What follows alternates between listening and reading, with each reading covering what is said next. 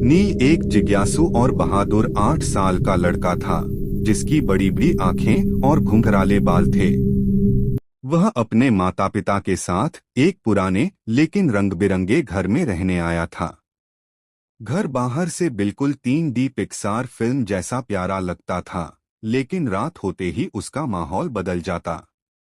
पहली ही रात नील ने देखा कि उसके कमरे की कोने में रखी एक छोटी सी गुड़िया मुस्कुरा रही है।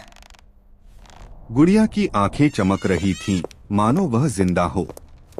नील ने सोचा यह उसकी कल्पना है और सो गया। अगली रात नील, वही गुड़िया धीरे धीरे मेरे चलने लगी। साथ खेलो।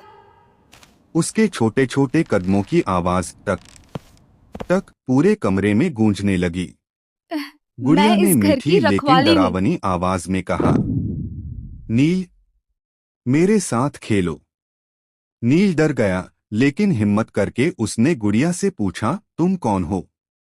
गुड़िया की मुस्कान गायब हो गई और उसने कहा, मैं इस घर की रखवाली करती हूँ।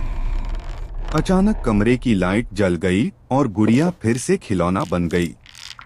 सुबह नील ने राहत की सांस ली, लेकिन जाते जाते गुड़िया ने आंख मारी। नील समझ गया, यह घर जितना प्यारा है उतना ही रहस्यमयी भी।